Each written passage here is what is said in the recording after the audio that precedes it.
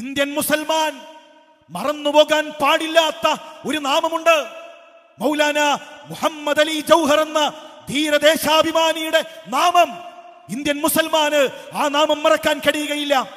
1931 ഇന്ത്യയെ പ്രതിനിധീകരിച്ചുകൊണ്ട് 80 രാജ്യങ്ങൾ ഭരിക്കുന്ന ജോർജ് ചക്രവർത്തിയുടെ മുന്നിലേക്ക് ആരെ പറഞ്ഞയക്കണമെന്ന് വട്ടമേശ സമ്മേളനത്തിലേക്ക് ഇന്ത്യക്ക് വേണ്ടി സംസാരിക്കാൻ ആര് പോകണമെന്ന് ഗാന്ധിജിയോട് ചോദിക്കുമ്പോ ഗാന്ധിയുടെ മറുപടി മൗലാന പോകട്ടെ, മൗലാന പോകട്ടെ. ഇന്ത്യക്ക് വേണ്ടി സംസാരിക്കാൻ മൗലാന മുഹമ്മദ് അലി ജൗഹർ എന്ന ഒരു ധീരദേശാഭിമാനിയുടെ യാത്രയുണ്ട് ഇന്ത്യൻ ചരിത്രത്തിൽ. നിങ്ങൾക്കറിയുമോ, പോകുന്ന സമയത്ത് മുംബൈയിൽ വെച്ചുകൊണ്ട് ചില ആളുകൾ ചോദിക്കുന്നുണ്ട്, മൗലാന എന്താണ് നിങ്ങളുടെ മാനിഫെസ്റ്റോ, എന്താണ് നിങ്ങൾക്ക് അവരുടെ മുന്നിൽ വെക്കാനുള്ള പ്രകടന പത്രിക? മൗലാന മുഹമ്മദ് അലി ജൗഹർ തന്റെ ജുബ്ബയിൽ നിന്ന് ഖുർആൻ എടുത്തുയർത്തി കാണിച്ച് അദ്ദേഹം പറയുന്നു, ഇറ്റ്സ് മൈ മാനിഫെസ്റ്റോ, ഇതാണ് എന്റെ മാനിഫെസ്റ്റോ, ഇത് മാത്രമാണ് എന്റെ മാനിഫെസ്റ്റോ.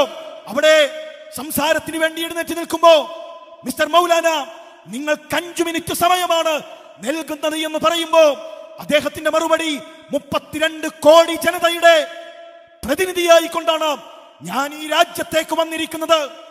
1 കോടി ജനതക്ക് 1 മിനിറ്റ് വച്ച് 32 മിനിറ്റ് എനിക്ക് സംസാരിക്കണം.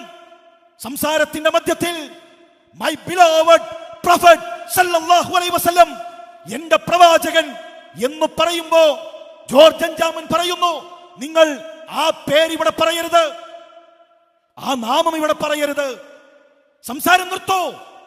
അതുവരെ ഹോണറബിൾ ജോർജ് എന്ന് പറഞ്ഞ മൗലാന മുഹമ്മദ് അലി ജൗഹർ, സൗമ്യമായി സംസാരിച്ച മൗലാന തന്റെ സംസാരം നിർത്തി പ്രസംഗപീഠത്തിലടിച്ച്, മിസ്റ്റർ ജോർജ്, നിങ്ങൾ ചോദിക്കുന്നത് എന്റെ മതമാണെങ്കിൽ ഒന്നാമതായും രണ്ടാമതായും മൂന്നാമതായും ഐ ആം എ മുസ്ലിം, ഞാനൊരു മുസ്ലിമാണ്. നിങ്ങൾ ചോദിക്കുന്നത് എന്റെ രാജ്യത്തെ കുറിച്ചാണെങ്കിൽ ഒന്നാമതായും രണ്ടാമതായും മൂന്നാമതായും ഞാനൊരു ഇന്ത്യക്കാരനാണ്. ഇതാണ് നമ്മുടെ നേതൃത്വം. പ്രിയമുള്ളവരെ, ആ നേതൃത്വം നേടിയെടുത്ത ഈ രാജ്യം ഏതെങ്കിലും വർഗീയ ശക്തികൾക്ക് തീരെഴുതി കൊടുക്കേണ്ട ആവശ്യമില്ല.